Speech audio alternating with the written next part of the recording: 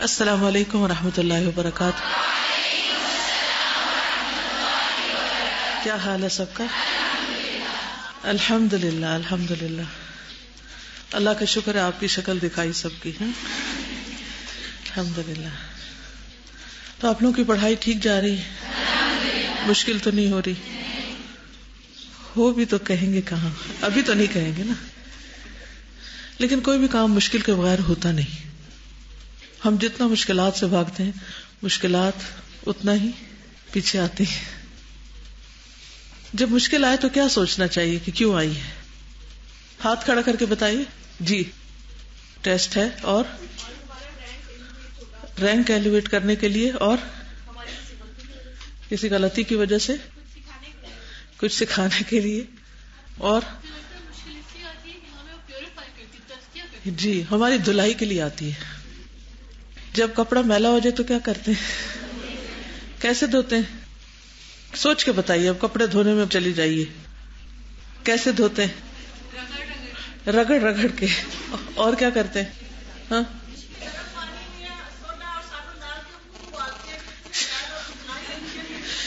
کبھی چولہے پہ چڑھا کے اس میں سرف اور سوڈا اور بہت سخت قسم کے ڈٹرجنٹ ڈال کے خوب ابالتے ہیں، کاٹتے ہیں اس کو تاکہ وہ اچھی طرح صاف ہو جائے. اور کیا کرتے ہیں؟ سب ٹائم برش سے رگڑنا پڑتا ہے. اور کیا کرتے ہیں؟ بعض اوقات کپڑے کو پتھر میں مارتے اور بعض اوقات اس کے اوپر ڈنڈے مارتے ہیں. اور ایک پانی سے نہیں، کئی پانی سے نکالتے ہیں. ٹھیک ہے نا؟ ایک دفعہ ڈالتے ہیں پھر دیکھتے نہیں ابھی میل ہے، ایک دفعہ اور ڈالو، ایک دفعہ اور ڈالو. بالکل. آزمائش ہمیں توڑنے کے لیے، ختم کرنے کے لیے، کوئی ریونج لینے کے لیے نہیں آتی، بلکہ ہمیں صاف کرنے کے لیے آتی. اور یہ صفائی تو بہت ضروری ہے، اس کے بغیر ہم سیدھے نہیں ہوتے. اسی لیے اللہ تعالیٰ فرماتا ہے نا فَعَسَىٰ أَن تَكْرَهُوا شَيْئًا وَيَجْعَلَ اللَّهُ فِيهِ خَيْرًا كَثِيرًا. خیرن کثیرا، وہ خیر کثیر اس کے بغیر ملتی نہیں. اور جو جتنا رگڑا جاتا ہے، جتنا چمکایا جاتا ہے، وہ اتنا ہی نکھر کے بہتر انسان بنتا ہے. اگر اس کو ڈائریکشن صحیح مل جائے تو وہ ایک صحیح رخ پہ چل پڑتا ہے. اور پھر اس سے جو خیر پھوٹتی، اس سے جو چمک نکلتی، اس سے پھر دنیا روشن ہوتی. وہ انسان صرف اپنے فائدے کا نہیں رہتا بلکہ سب کو فائدہ پہنچانے والا بن جاتا ہے. لیکن ہم میں سے ہر شخص جب کوئی تکلیف آتی ہے تو عموماً یا تو مایوس ہونے لگتا ہے یا پھر اس کو صرف اپنے گناہوں کا ہی نتیجہ سمجھتا ہے. حالانکہ اللہ سبحانہ وتعالی جب کسی بندے کو پسند کرتا ہے، حدیث میں آتا ہے، جب کسی بندے کو پسند کرتا ہے، جب کسی بندے سے محبت کرتا ہے تو اس کو آزمائش میں ڈال دیتا ہے. ہم اس محبت کو کیوں نہیں محسوس کرتے کہ اللہ نے میرے ساتھ خیر کا ارادہ کر لیا ہے اور اس میں میرے لیے بھلائی ہی بھلائی ہے. میرے نفس کے لیے ناگوار ہوتا ہے، میرا دل نہیں اس کو لینا چاہتا کیونکہ میری خواہشات کچھ اور ہوتی ہیں، میں کچھ اور چاہتا ہوں، میں اس میں اپنے لیے بھلائی چاہتا ہوں. تو جو میں اپنے لیے چاہتا ہوں وہ کم علمی پر مبنی ہوتا ہے، شارٹ سائٹڈنس ہوتی ہے. ہم وہ کچھ نہیں دیکھتے جو اللہ سبحانہ وتعالی ہمارے لیے دیکھتا ہے. اور وہ حدیث بھی آپ کو یاد ہوگی کہ جب کسی بندے کا ایک اعلیٰ مقام اللہ تعالیٰ نے رکھا ہوتا ہے اور وہ اپنے عمل کی وجہ سے وہاں تک نہیں پہنچ سکتا تو اللہ سبحانہ وتعالیٰ اس کو تکلیف میں ڈال دیتے ہیں، مشکل میں ڈال دیتے ہیں. پھر وہ اس پر صبر کرتا ہے اور اس مقام تک پہنچ جاتا ہے. تو مومن کے تو ہر معاملے میں ہی خیر ہے. نعمت پہنچے تو شکر ادا کرتا ہے اور وہ اس کے لیے اچھا ہے، تکلیف پہنچے تو صبر کرتا ہے اور وہ اس کے لیے اچھا ہے. تو آج میں آپ کو ایک حدیث سنانے کے لیے آئی ہوں. راہ چلتے جانا میں نے کہیں اور تھا، لیکن میں نے اسلام آباد کا روٹ لے لیا کہ آپ سب سے ملاقات ہو جائے. تو انشاءاللہ ایک حدیث شیئر کروں گی آپ لوگوں کے ساتھ. نحمده ونصلي على رسوله الكريم اما بعد فاعوذ بالله من الشيطان الرجيم بسم الله الرحمن الرحيم رب اشرح لي صدري ويسر لي امري واحلل عقدة من لساني يفقهوا قولي. عبداللہ بن مسعود سے روایت ہے کہ رسول اللہ صلی اللہ علیہ وسلم نے فرمایا، جس نے 4 کام کیے اس کو 4 چیزیں عطا کی جاتی ہیں. جس نے 4 کام کیے اس کو 4 چیزیں عطا کی جاتی ہیں. اور اس کا ذکر کتاب اللہ میں بھی ہے. نمبر 1، جس نے اللہ کو یاد کیا اللہ بھی اسے یاد کرتا ہے. دلیل کیا ہے؟ فاذکرونی اذکرکم، بس تم مجھے یاد کرو میں تمہیں یاد رکھوں گا. نمبر 2، جس نے دعا کی اس کی دعا قبول کی جاتی ہے. دلیل کیا ہے؟ ادعونی استجب لکم، سورۃ المؤمن. تم مجھ سے دعا کرو میں تمہاری دعا قبول کروں گا، میں سنتا ہوں، جواب دوں گا. نمبر 3، شکر کرنے والے پر اللہ تعالیٰ مزید فضل اور انعام کرتا ہے. لئن شکرتم لأزیدنکم، سورۃ ابراہیم آیت 7.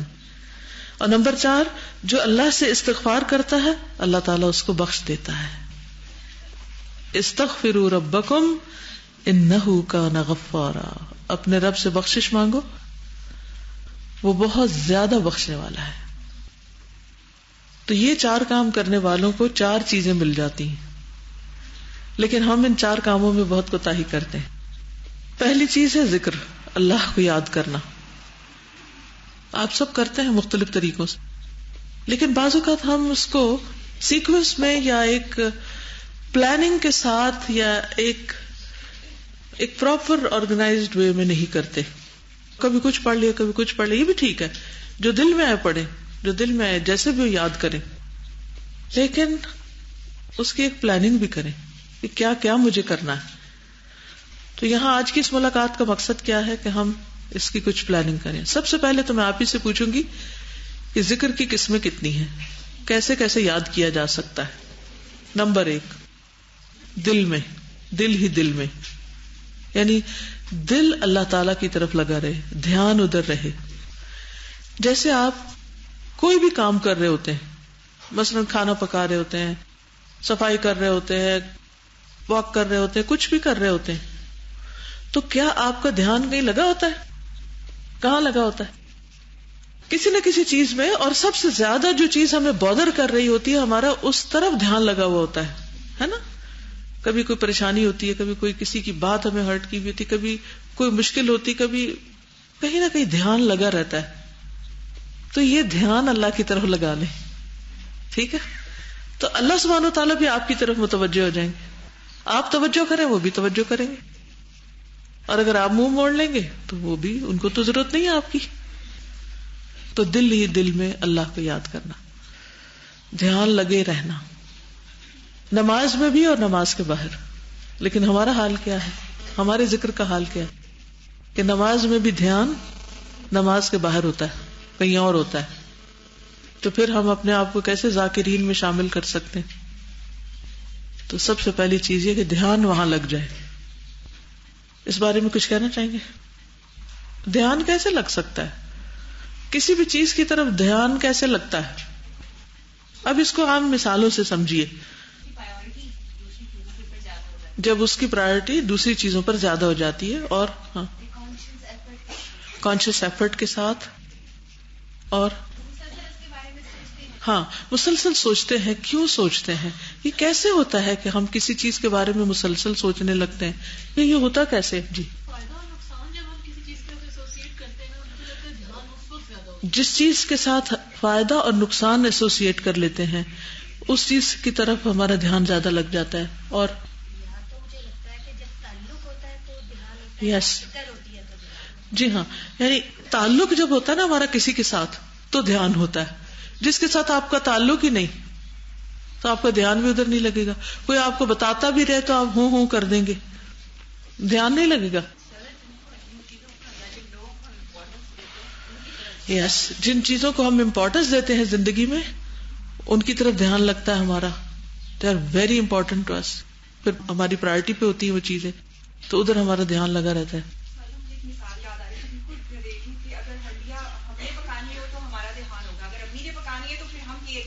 ہمارا پرسنل کوئی اس کے ساتھ ریلیشن ہونا چاہیے، یا ہماری وہ ذمہ داری ہوتی ہے چیز جس سے محبت زیادہ ہوتی ہے. کسی کو کہنے کی نہیں ضرورت پڑتی، ادھر دھیان خود ہی لگ جاتا ہے.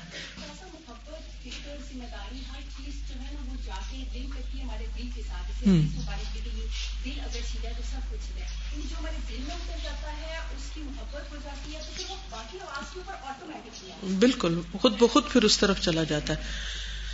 تو اگر اللہ سبحانہ تعالیٰ سے ہماری محبت ہر چیز سے زیادہ ہوگی تو ہمارا دھیان خود بخود ادھر لگا رہے گا. ہر چیز میں اس کی یاد آئے گی. سورج کو دیکھیں گے تو اس کی یاد آئے گی, سورج غروب ہوگا تو اس کو یاد کریں گے, بادل دیکھیں گے تو اس کو یاد کریں گے, ہوا چلے گی تو, سردی ہوگی تو, گرمی ہوگی تو, کچھ بھی ہوگا تو دھیان ادھر ہی ہوگا. ہر چیز میں اس کی طرف خیال جائے گا. جیسے کسی انسان سے محبت ہوتی ہے تو پھر ہم ہر چیز میں اس کو دیکھنے لگتے ہیں اور اس کے اعتبار سے ان چیزوں کو پرکھنے لگتے ہیں. تو ہمارا ٹارگٹ کیا ہونا چاہیے کہ کسی بھی انسان سے زیادہ اللہ کی محبت ہمارے دل میں ایسی ہو یا اللہ کا خوف اتنا زیادہ ہو کہ ہمارا دھیان اس کی طرف لگ جائے. تو اس کا فائدہ کیا ہوگا؟ فاذکرونی اذکرکم. ایسے بندے اللہ تعالیٰ کی نگاہ میں ہوں گے. فإنک بأعیننا. ان کو اللہ کی مدد حاصل ہوگی, ان کو اللہ سبحانہ وتعالیٰ کی رحمت کا حصہ ملے گا, ساری خیر و بھلائی ان کے لیے, کیونکہ وہ اللہ کے لیے تو یہ ساری نعمتیں ان کے لیے. اور ذکر کیسے ہوتا ہے اور یاد کیسے ہوتی ہے؟ زبان سے. ٹھیک ہے, زبان سے اس کا تذکرہ کرتے رہتے ہیں, اس کی بات کرتے رہتے ہیں یا اس کو یاد کرتے رہتے ہیں. اللہ سبحانہ وتعالیٰ کو زبان سے یاد کرنے کا طریقہ کیا ہو سکتا ہے؟ تلاوت قرآن مجید, کیونکہ اللہ کا کلام ہے. ٹھیک ہے, اب اس کو میں نے کہا تھا کہ آرگنائز کرنا ہے, پلان کرنا ہے کہ کیسے کیسے کیا کیا کرنا ہے, زبان سے کیا کیا کرنا ہے. دل سے کرنے کے لیے تو محبت کو پیدا کرنا ہے, اور محبت پیدا کرنے کے لیے پھر وہ کون کون سے کام ہیں جن سے محبت پیدا ہوتی ہے ان کو کرنا ہے. اور دوسری طرف جب زبان سے کرتے ہیں تو اس میں نمبر 1 تلاوت. تو تلاوت کس کس وقت کرنی ہے؟ جب ہوم ورک ملے گا, اور جب ہوم ورک ختم ہوگے تو تلاوت ختم. زندگی بھر کے لیے ایسا طریقہ اختیار کیجئے کہ کچھ بھی ہو جائے, سفر میں, حضر میں, کچھ بھی, لیکن آپ کی تلاوت نہ چھوٹے. اور اس میں ایک تو روزانہ کا کچھ حصہ پڑھنے کا اپنا مقرر کر لیجئے. دوسرے, جیسے صبح 4 بجے سے لے کے 6 بجے کے درمیان ایک ریسرچ کے مطابق دماغ سب سے زیادہ ایکٹیو ہوتا ہے, 100% کام کر رہا ہوتا ہے, اٹینٹیو ہوتا ہے. اس ٹائم پیریڈ کے اندر کچھ نہ کچھ حفظ کرنے کی کوشش کیجیے, چاہے ایک آیت ہی کیوں نہ ہو, یا جو حفظ کیا اور بھولا پڑا ہے اس کو آپ ریوائز کرنا شروع کر دیں. یعنی کوئی نہ کوئی صورت اس نقطہ نظر سے ریوائز کریں یا آگے اپنا سبق بنائیں کہ میں نے قرآن کو کچھ حصہ سینے میں ڈالنا ہے اللہ کو یاد کرنے کے لیے. یعنی 4 سے 6 صبح کا. اگر 4 بجے آپ اٹھتے تو ٹھیک ہے, اور اگر 4:30 اٹھتے ہیں یا 5 اٹھتے ہیں تو 6 بجے تک تو سبھی اٹھ جاتے ہیں, کیونکہ اٹھنا ہی ہے, نماز پڑھنی ہے. تو اس وقت کو آپ اس کام کے لیے خاص کر سکتے ہیں, تلاوت قرآن کے لیے, حفظ قرآن کے لیے, یا اس کی دہرائی کے لیے, یا تجوید کے جو قانون قاعدے ہیں ان کو یاد کرنے کے لیے. اینی تھنگ ریلیٹڈ ٹو قرآن جس کو آپ نے میمورائز کرنا ہو. اس پر آپ مزید ریسرچ بھی کر سکتے ہیں کہ میمورائز کرنے کے طریقے کیا ہیں وغیرہ وغیرہ. پھر اسی طرح باقی قرآن مجید آپ سب تو ماشاءاللہ پڑھنے والے ہیں, ترجمہ یاد کرتے ہیں, اور بہت سی چیزیں آپ کر رہے ہیں. ٹھیک ہے, وہ چل رہا ہے. قرآن مجید کے علاوہ ذکر کی قسمیں, تسبیحات. تسبیحات کے لیے وہ ذکر الہی کا کارڈ ایک بنا ہوا ہے, اس کو لے کے رکھ لیجئے. جتنے اذکار ہیں اس میں ان کے بھی وقت مقرر کر لیجئے, کہ جیسے تسبیح صبح کرنی سبحان اللہ و بحمدہ سبحان اللہ العظیم, کیونکہ 100 دفعہ صبح پڑھنے اور شام پڑھنے سے کیا فائدہ ہوتا ہے؟ گناہ معاف ہوتے ہیں, چاہے سمندر کے جھاگ کے برابر ہو. اسی طرح اور بھی بہت سے فائدے ہیں اس کے. اسی طرح لا الہ الا اللہ وحدہ لا شریک لہ لہ الملک و لہ الحمد وہو علی کل شیء قدیر. اس تسبیح کو پڑھنے سے کیا ہوتا ہے؟ شیطان قریب نہیں آتا, شیطان سے آپ حفاظت میں رہتے ہیں. اسی طرح اور بھی ان کے بہت سارے فائدے. زندگی بہت آسان ہو جاتی ہے, بڑے سے بڑے ٹیسٹ اور بڑی بڑی مشکلات جو ہیں وہ ذکر کی برکت سے ہلکی ہو جاتی. تو جتنے بھی ذکر کے طریقے ہیں, ایک تو نماز ہے, تلاوت قرآن مجید کے بعد نماز, نمازوں کے اوقات مقرر ہیں, ان اوقات کی پابندی کرے, کیونکہ اللہ تعالیٰ خود فرماتے ہیں اقم الصلاۃ لذکری. نماز کے علاوہ جیسے دیگر اذکار ہیں, تسبیحات وغیرہ ہیں, تو how will you make sure you have done. ایک ہوتا ہے رینڈم, کچھ بھی چلتے پھرتے سبحان اللہ الحمدللہ اللہ اکبر لا الہ الا اللہ درود شریف کچھ پڑھتے رہتے ہیں, لیکن اس میں کیا ہوتا ہے کبھی ہم ایک چیز بہت پڑھ جاتے ہیں, کبھی دوسری پڑھ جاتے ہیں, تو ان کو بھی کسی نہ کسی جگہ باندھ لیجئے. آپ دیکھیے کہ کون سے آپ کام، مثلا آپ ٹریولنگ کے دوران کیا کر سکتے ہیں، آپ کوکنگ کے دوران کیا کر سکتے ہیں، آپ کس وقت میں کیا کر سکتے ہیں. ٹھیک، تو یہ زبان سے ذکر ہو گیا. اور اس میں بھی دھیان لگا رہے، دھیان نہیں ہٹنے دینا، دھیان اللہ تعالیٰ کی طرف لگا رہے. کوئی کچھ کرتے رہے جو مرضی.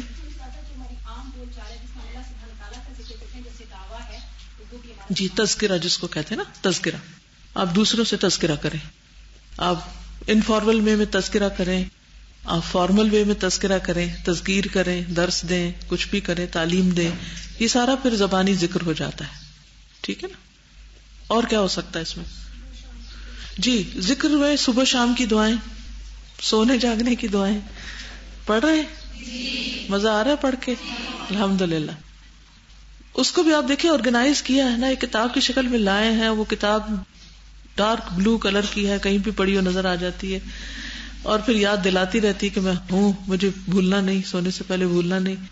تو اس سے کیا ہوا ہے کہ وہ سارے اکٹھے کر کے ایک جگہ سرہانے پڑے ہوئے ہیں، تب یاد آ جاتے ہیں. اور اگر نہیں پڑھے تھے تو بڑی بڑی کتابوں میں رکھے ہوئے تھے، لکھے ہوئے تھے، تو ہم اسے کر تو نہیں سکے نا، کر نہیں پاتے پھر. تو اس لیے ان ساری چیزوں کو آرگنائز کرنا بہت ضروری ہے. اب اگر یہ کتاب آپ کے سرہانے نہیں پڑھی نا، آپ پڑھ نہیں سکتے پھر، تو اس کو سرہانے رکھنا ضروری. یہ ہے میرا مقصد آرگنائز کرنے کا. جی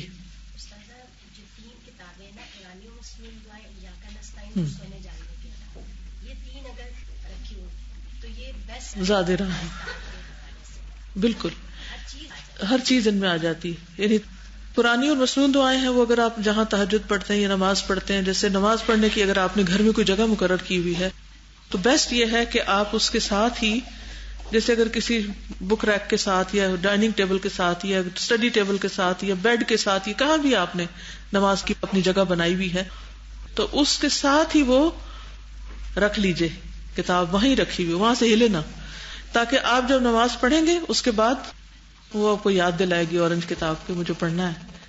تو وہ پھر آپ کھول لیں، اس میں نشانی رکھی ہوئی، نشانی کے بغیر بھی نہیں، ایک چھوٹا سا ٹکڑا کاغذ کا ڈال کے نشانی ڈال دیں.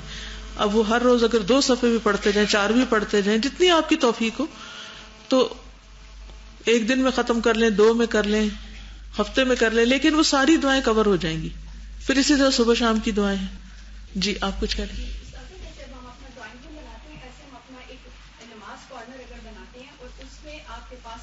پڑھی ہوئی ہوتی ہیں، لیکن پڑھے ہونے سے زیادہ اگر ہم کچھ چارٹ پیپر یا کوئی ایسا چاک بورڈ ٹائپ کی چیز لگا لیں اور یہی بکس آسان کہیں تو یہ 2 بکس لے لیں تو ان کو کھول لیں تو ان کے فرنٹ بیک جو ہے وہ سارے آپ اپنے سامنے لگا لیں، تو آتے جاتے ایک دعویٰ بھی سائلنٹ بھی ہوتی رہتی ہے، خود آپ کو بھی یاد رہتا ہے. اور بھی کوئی گھر میں آتا ہے تو وہ بھی آ کے پڑھنے لگتا ہے کہ یہ کیا لکھا ہوا ہے، یہ کیوں پڑھتے ہیں. کیونکہ ہر بندہ آپ سے پریشانی کا ذکر تو ضرور کرے گا کہ میرا یہ مسئلہ، مجھے کوئی وظیفہ بتا دے. تو جو مسنون چیزیں ہیں اس سے بہتر کیا ذکر ہو سکتا ہے.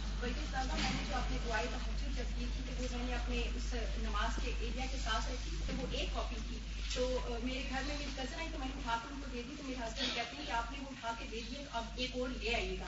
تو مجھے پھر بڑی خوشی ہوئی کہ مجھے نہیں اندازہ تھا کہ وہ اس کو پڑھ رہے ہیں. بالکل خاموش تبلیغ بھی ہے نا. ٹھیک ہے جی. اب قرآن اور مسنون دعاؤں کی ایپ بھی بن گئی ہے الحمدللہ. ایاک نستعین کی تو بنی ہوئی تھی اور قرآن اور مسنون کی بنی ہوئی ہے، اور اس کے علاوہ ایک اور ایپ بھی بنی ہوئی ہے، اس کا پتہ ہے آپ کو؟ Quran for all. Yes, in every hand in every heart. تو ہینڈ میں آ گیا. اب جو بھی جب سننا چاہیں آپ کھولیں اور اپنا لیسن ریوائز کریں، کچھ کریں. تو جس کے پاس میں اینڈرائڈ ہے یا اسمارٹ فونز ہیں جن پر وہ ایپ کھلتی ہے تو تجوید کا لیسن نکال لیں، کچھ نکال لیں، انشاءاللہ تعالی فارغ نہیں رہ سکتے. ذکر ہی ذکر ہے. اور جی شاباش، اسماء حسنہ سے پکارنا. اسماء حسنہ کا کارڈ بھی بس چھپنے والا ہے، میں تو ڈمی ساتھ لے کے جا رہی ہوں، تو بہت ہی خوبصورت چھپ رہا ہے. تو انشاءاللہ تعالی میرا ارادہ ہے مارچ کے مہینے میں یہ اسماء حسنہ مکمل پڑھانے کا. تو اگر وہ یعنی پورے ہو جاتے ہیں تو پھر انشاءاللہ اللہ کے ناموں کے ساتھ یاد کرنے کا خود اللہ تعالیٰ نے حکم دیا. وَلِلَّهِ الْأَسْمَاءُ الْحُسْنَى فَادْعُوهُ بِهَا. اللہ کے ہیں سب اچھے اچھے خوبصورت نام، اسے ان ناموں کے ساتھ پکارو. یہ اللہ تعالیٰ نے خود حکم دیا ہے. فَادْعُونِي. تو اس کے ساتھ دعائیں بھی مانگ سکتے ہیں. دعاؤں کی شکل میں اذکار کرنا، تذکرہ میں اور کیسے کیسے کر سکتے ہیں تذکرہ؟ ازواج مطہرات کو اللہ تعالیٰ نے حکم دیا تھا. کسی کو وہ آیت یاد ہے؟ شاباش. وَاذْكُرْنَ مَا يُتْلَى فِي بُيُوتِكُنَّ مِنْ آیَاتِ اللَّهِ وَالْحِکْمَةِ، کہ اللہ کی آیات اور حکمت کی باتوں میں سے جو اللہ تعالیٰ نے نازل کیا ہے اس کا تم ذکر کرتی رہو، یعنی خود بھی پڑھو اور دوسروں کو بھی بتاؤ، تذکرہ بھی کرو ان کا. ٹھیک. بنی اسرائیل کو اللہ تعالیٰ نے حکم دیا تھا نا ذکر کا، یا بنی اسرائیل اذکروا نعمتی التی انعمت علیکم. تو اس سے یہ بھی پتہ چلتا ہے کہ نعمتوں کا بھی ذکر کرنا چاہیے، نعمتوں کو بھی یاد رکھنا چاہیے اور نعمتوں کا بھی تذکرہ کرنا چاہیے. اما بنعمت ربک فحدث، رب کی نعمتوں کی تحدیث کیجیے، ان کو بیان کیجیے. ٹھیک ہے. اب اس کو اگر آپ آرگنائزڈ وے میں کر لیں نا تو اپنے پاس لکھ کے رکھ لیں کیا کیا کرنا ہے، تو انشاءاللہ وہ چارٹ اگر بن جائے گا تو اس سے پھر آپ بھولیں گی نہیں. جی آپ. شاباش، ویری گڈ. ایک ہوتی ہے اللہ سبحانہ وتعالیٰ سے اپنی زبان میں بات کرنا، یہ سارے اذکار اور یہ ذکر کی قسمیں تو بہت اچھی ہیں. اب ایک ہے اپنے دل ہی دل میں پکارنا، زبان سے پکارنا، اپنے مسائل بیان کرنا، اپنے انداز میں رب کو یاد کرنا. جو بیسٹ سے بیسٹ، اچھے سے اچھا طریقہ آپ سوچ سکتے ہیں اپنے رب سے کمیونیکیٹ کرنے کا. پیغمبروں کی جو دعائیں ہیں ان میں اگر آپ غور و فکر کریں تو آپ کو یہی انداز نظر آئے گا. یونس علیہ السلام پہ جب مشکل آئی تو انہوں نے کیا کیا؟ لا الہ الا انت سبحانک انی کنت من الظالمین. ہمیں مشکل آئے تو کیا کرنے چاہیے؟ اللہ اللہ ربی لا اشرک بہ شیئا. جب کوئی مشکل پڑتی ہے ہمیں سب سے پہلے کون یاد آتا ہے؟ سچ بولیے. کسی کو امی یاد آتی، کسی کو ابا یاد آتے، کسی کو کوئی یاد آتا ہے. تو جب تک اللہ سبحانہ وتعالیٰ سب سے پہلے یاد نہ آئے تو ابھی تک پھر ہم پیچھے ہیں، ایمان ناقص ہے. صبر پہلی چوٹ اور پہلے صدمے پہ ہوتا ہے نا. جب ہمارا دل گھبراتا ہے، ہمیں مشکل پڑتی ہے تو ہم کہتے ہیں کس سے بات کروں، کس کو دکھ سناؤں، کس کو فون کروں، کس کے سامنے اپنی فرسٹریشن کا اظہار کروں. اور جہاں ہمیں کوئی ذرا سا بھی ہمدرد مل جائے تو ہم اس کو قصہ سنانے لگ جاتے ہیں، راہ چلتے قصہ سنانے لگ جاتے ہیں. اکثر لوگوں کا یہ مسئلہ ہوتا ہے کہ میری ایک پریشانی ہے، مجھے اس کا ذکر کرنا ہے آپ سے. ہم کیوں سمجھتے کہ انسانوں کے پاس کوئی جادو کی چھڑی ہے کہ وہ ہمارا مسئلہ سنتے ہی حل کر دیں گے. ٹھیک ہے، کسی سے ایڈوائس لینا وہ بھی ایک کام ہے، لیکن کیا آپ نے واقعی اس معاملے میں بھی اللہ سبحانہ تعالیٰ سے کوئی رہنمائی لی؟ اللہ کو کتنا پکارا ہے. جب ہم اللہ سبحانہ تعالیٰ کو پکار لیتے ہیں نا، یاد کر لیتے ہیں، خوب خوب رو کے دعائیں التجائیں کرتے ہیں تو اللہ تعالیٰ ہمارے دل میں حل بھی ڈال دیتا ہے. پھر جا کر اگر کسی ایک بندے سے ہم بات کرتے ہیں تو اللہ تعالیٰ اس کے منہ سے کوئی ہماری رہنمائی کی بات کروا دیتا ہے. لیکن جب ہم اللہ کو بھول کر بندوں کو دکھ سناتے رہتے ہیں تو کبھی مسائل حل نہیں ہوتے. پھر ہم ایک وتیرہ بنا لیتے ہیں، اس کو مسئلہ سنایا، اس سے مایوس ہوئے تو اس کو سنایا، اس کو سنایا، اس کو سنایا، سارا وقت صرف کہانیاں کرتے رہتے ہیں. اور ان سے بھی ہم حل کوئی نہیں چاہ رہے ہوتے کہ وہ ہمیں کوئی سولوشن بتائیں، ان کو بھی صرف سنانا چاہتے ہیں. کتنی سنائیں گے اور کتنی دفعہ سنائیں گے؟ اور آج تک سنا سنا کے انہوں نے دیا کیا؟ لوگوں نے ہماری کیا مدد کی؟ ٹھیک ہے، تو کیا کرنا ہے؟ فَاذْكُرُونِي أَذْكُرْكُمْ فَاذْكُرُونِي أَذْكُرْكُمْ أَذْكُرْكُمْ. یہ کون وعدہ کر رہا ہے؟ اللہ تعالیٰ. اللہ سبحانہ تعالیٰ سے بڑھ کر اپنے وعدوں میں کون سچا ہے؟ کوئی بھی نہیں. ہماری کتنی خواہش ہوتی ہے کہ لوگ ہمیں یاد رکھیں، اور ہمیں کتنی خوشی ہوتی ہے جب ہمیں کوئی یاد رکھتا ہے. ہمیں کیوں نہیں خوشی ہوتی جب ہم ذکر کرتے ہیں اور ہم سوچتے ہیں کہ اللہ تعالیٰ مجھے یاد کر رہا ہے. اور یہ بھی وعدہ ہے اس کا، تم اکیلے یاد کرو گے تو اکیلا کرو، جیسے چاہتے ہو، تمہاری چوائس ہے. سب کے بیچ میں یاد کرو گے تو میں اس سے بہتر مجلس میں تمہارا ذکر کروں گا. تو اس سے زیادہ خوش ہونے کی کوئی بات ہے؟ اور لوگوں سے ہم ناراض کیوں ہوتے ہیں اکثر؟ تم نے مجھے یاد نہیں رکھا، تم بھول گئے مجھے تو بلایا ہی نہیں، مجھے انوائٹ ہی نہیں کیا، میرا نام ہی نہیں لکھا، مجھے میل ہی نہیں کی، میں کیوں بھولی تمہیں؟ اس پر ناراض رہتے ہیں لوگوں سے، کیونکہ بندوں سے ہی سب کچھ چاہتے ہیں، اور بندے ہیں محتاج، فقیر. وہ ہمیں صرف مایوس کر سکتے. جس کو یہ یقین ہو جائے کہ فاذکرونی اذکرکم، اس کا پیٹ بھر جاتا ہے. جب پیٹ بھر جاتا ہے تو پھر کچھ اور نہیں چاہیے ہوتا. کیا خیال ہے ہمارے یقین میں آخر کیوں کمی ہے؟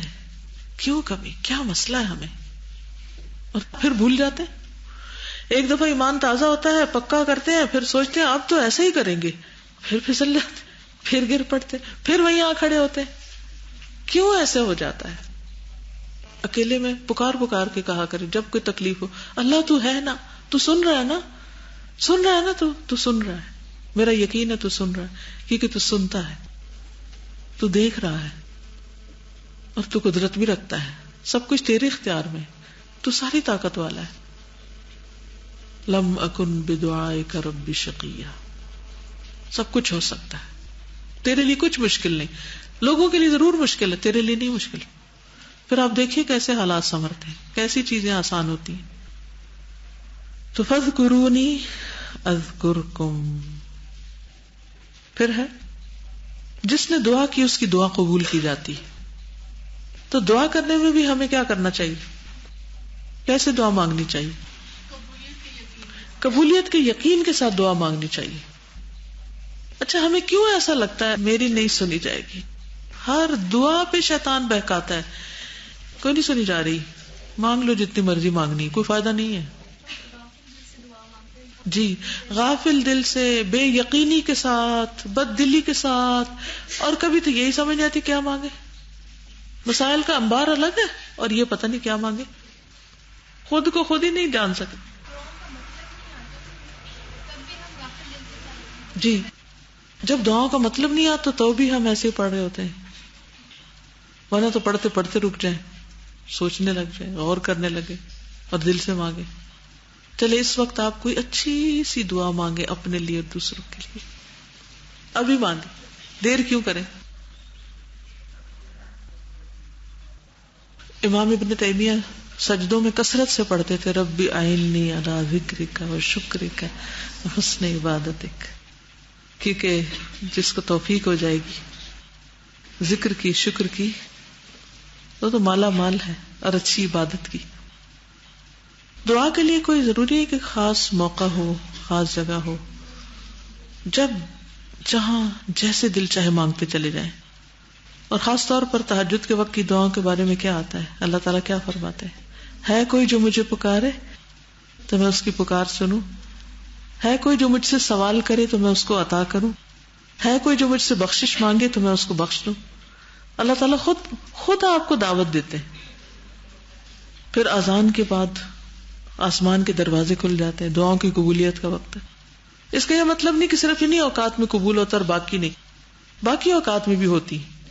اب معلوم نہیں آپ میں سے جس نے جو کچھ مانگا ہے وہ کس کس رنگ میں قبول ہو گیا ہو، کیونکہ یقین کے ساتھ مانگنا تھا اصل میں. تو تیسری چیز، شکر کرنے والے پر اللہ مزید فضل اور انعام کرتا ہے. کس چیز کا شکر ادا کرے؟ اللہ کی نعمتیں تو بے شمار ہے. وما بکم من نعمت فمن اللہ، جو نعمت ہے اللہ کی طرف سے، سب نعمتوں کا، لیکن کوئی ایک خاص نعمت اس وقت یاد کرے اور اس پر شکر کرے. ایمان کی نعمت، اور قرآن کی نعمت، اور صحت اور عافیت. وَإِن تَعُدُّوا نِعْمَتَ اللَّهِ لَا تُحْصُوهَا. لیکن ہم بھی سوچ سوچ کے بول رہے ہیں اچھا کوئی ہے نعمت ہمارے پاس، ذرا اس کا ہم ذکر تو کریں. کچھ لوگ ہیں تو ہاتھ بھی نہیں کھڑا کرنے کی زحمت کی، لگتا ہے ان کے پاس کوئی نعمت ہی نہیں ہے. حقیقت یہ ہے کہ ہم نعمتوں کے اظہار میں، اقرار میں بھی کنجوس ہیں. پریکٹس نہیں ہے.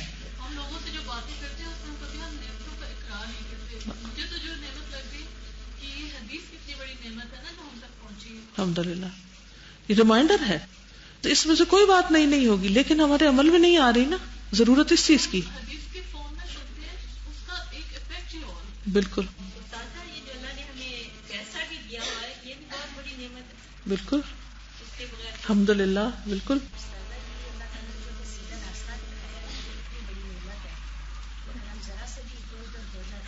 بالکل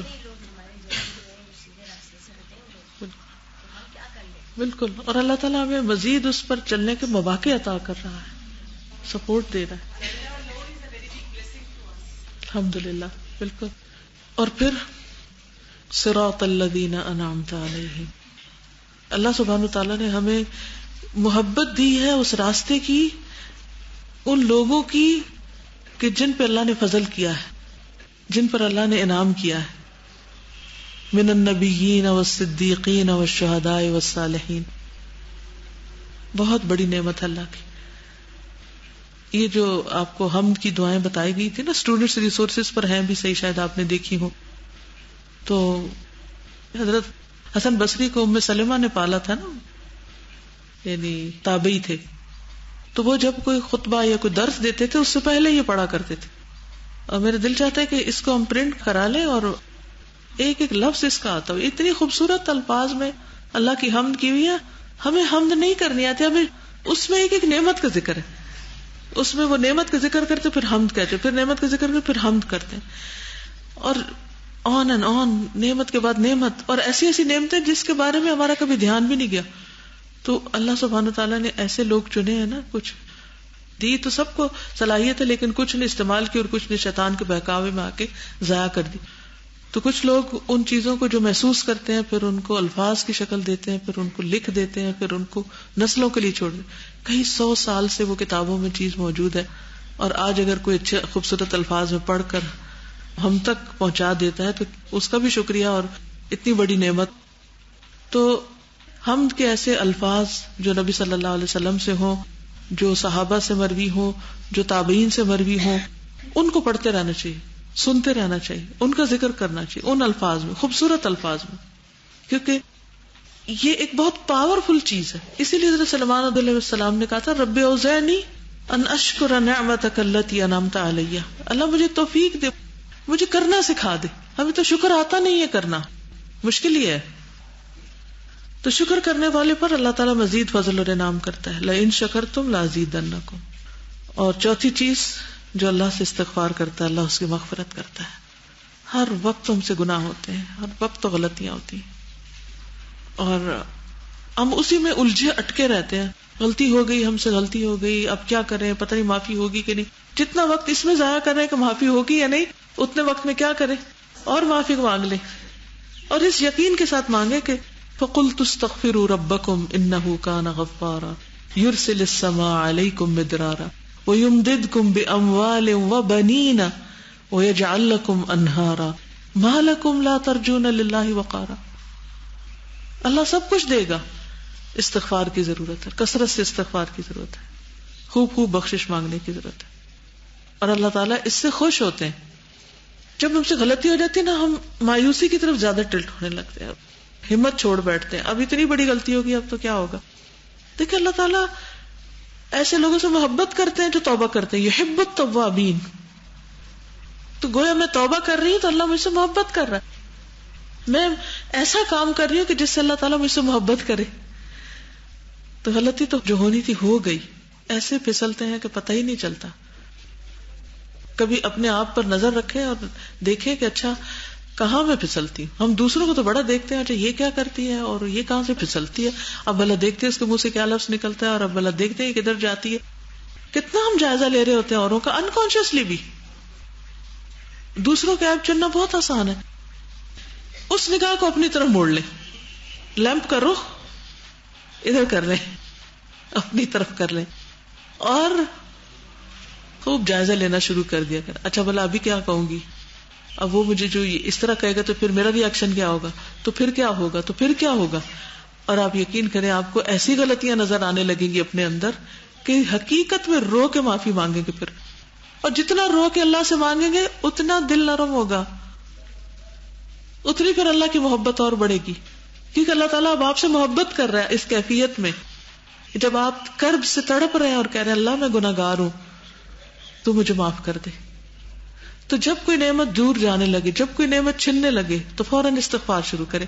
کوئی کام رکنے لگے تو استغفار کرے، کسی چیز کی ضرورت پڑ جائے تو استغفار کرے. اللہ تعالیٰ ایسے ایسے راستے کھولے گا، ایسے ایسے دروازے کھولے گا کہ آپ حیران ہو جائیں گے کہ میں نے تو کبھی سوچا بھی نہ تھا اتنی نعمتوں کا جو اللہ نے مجھ پر کر دی. اس لیے کثرت سے استغفار. یعنی جسے کہتے ہیں نا کہ ہر وقت کوئی دوا جیب میں لے کے پھرنا, کچھ مشکل ہے فوراً استغفار, فوراً استغفار. امام ابن تیمیہ ایک ایک آیت کے لیے 100 تفاسیر دیکھا کرتے تھے, پھر کسی ویران مسجد میں نکل جاتے, یعنی ایسے علاقے میں جہاں مسجد آباد نہ ہوتی, مسافر جیسے ہوتے ہیں, کبھی آیا کوئی پڑ گیا, آبادیوں سے دور جو مسجدیں ہوتی, وہاں پر اپنے منہ کو مٹی لگاتے, اللہ کے آگے روتے, عاجزی کرتے, کثرت سے استغفار پڑھتے کہ اللہ مجھے علم دے, اے آدم کو سکھانے والے مجھے بھی سکھا دے, اے ابراہیم کو سکھانے والے مجھے بھی سکھا دے, اے سلیمان کو فہم دینے والے مجھے بھی فہم دے دے.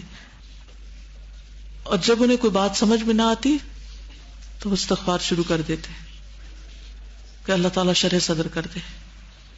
اگر دل میں ایک رکاوٹ محسوس ہو رہی ہے نا, ایک گلٹ یا ایک ایمپٹینس, یا ایسا کہ جیسے کچھ کیا نہیں, یا لگتا ہے کچھ وقت ضائع ہو گیا, یا کچھ میں نے غلط کر دیا. سم ٹائم تو ہمیں غلطی نظر آ رہی ہوتی اور سم ٹائم ہمیں غلطی نظر نہیں آ رہی ہوتی. استغفار شروع کر دیں, اللہ تعالیٰ آپ کا دل روشن کر دے گا, دلائی کر دے گا, صفائی کر دے گا. اس سے پہلے کہ اس غلطی کی وجہ سے کوئی شامت آئے اور کوئی نیکی کی توفیق چلے یا کوئی موقع نیکی کا ہاتھ سے جائے, پہلے استغفار شروع کر دیں. اور اللہ تعالیٰ کو کتنی خوشی ہوتی, اس سے بھی زیادہ جیسے وہ بندہ کہے کہ اللہ تو میرا بندہ اور میں تیرا رب. کبھی آپ کو اتنی زیادہ خوشی ہوئی کسی نعمت کے ملنے پر اور منہ سے کوئی ایسا لفظ نکل گیا؟ یس, ایک تو میرے منہ سے نکلا اللہ میرا شکر, یہ کہنے کی وجہ اللہ تیرا شکر, میں نے اتنی میں ایکسائٹیڈ ہوئی تھی اللہ میرا شکر. تو مجھے ایک دم وہی حدیث یاد آئی کہ یا اللہ ایسے واقعی ہوتا ہے کہ کوئی خوشی میں اتنا زیادہ یعنی اتنے دل سے شکر ادا کرے کہ اسے یہ بھی بھول جائے کہ وہ کہہ رہا ہے. تو ایسا ہو جاتا ہے اگر ہم واقعی حقیقت میں شکر ادا کرنا چاہتے ہیں یا حقیقت میں توبہ کرنا چاہتے ہیں. اللہ تعالیٰ معاف کرنے والا ہے. چلیے وقت ختم ہو گیا. ابھی لاہور کا کورس کروا کر آئی ہوں. لاہور میں الحمدللہ الہدا کو ایک بلڈنگ ملی. پچھلے سال میں نے اس کو وزٹ کیا تھا اور اس سال تو وہ ایک چھوٹا سا آپ کو کلپ دکھاؤں گی کہ کس طرح ہر کام کو ایک وقت لگتا ہے. اور جیسے آپ لوگوں نے ابھی ایڈمیشن لیا ہے تو ابھی آپ ایک را فارم میں ہیں, پھر آپ اس کے بعد محنت کرتے رہیں گے, پھر آپ چمک جائیں گے, پھر اور محنت کریں گے تو اور اچھے ہو جائیں گے. ٹھیک ہے, ایسے جسٹ سم گلمپسز ہیں. یہاں پر ابھی میں عقیدہ کا کورس کروا کر آئی ہوں. اس وقت کی بلڈنگ بن چکی ہے الحمدللہ. یہ ہم 2013 میں گئے تھے, یہ اسی قسم کا موسم, تو پیچھے ساری دھند نظر آ رہی. یہ جب پہنچے اس وقت نیکسٹ. ابھی آپ دیکھیے کہ اس بلڈنگ میں داخل ہو رہے ہیں اس شکل میں. یہ پچھلے سال کی بات ہے اور یہ اس سال کی. نیکسٹ صرف ایک سال بعد یہ اندر آ چکے ہیں بلڈنگ کے اندر. بالکل وہی پیسے جائیے. نیکسٹ سیڑھیوں پہ چڑھ رہے ہیں, وہی سیڑھیاں اندر آ چکے ہیں گھر کے پیسیج پہ, واپس پلٹ رہے ہیں. یہ ہال بن رہا ہے اور یہ بن چکا ہے. یہ بن رہا ہے, سوچ رہے ہیں کہاں پر ٹیبل ہو, کہاں کیا ہو, اور یہ ٹیبل لگ چکا ہے. نیکسٹ مشورے ہو رہے ہیں مختلف چیزوں کے. نیکسٹ یہ تھوڑی سی بلڈنگ کی جھلکیاں ہیں. یہ انٹرنس ہے, پتہ چل رہا ہے اسلام آباد کا بورڈ ہے, ایک لاہور کا ہے. لیکچر ہال کے اندر جانے کے دروازے ہیں.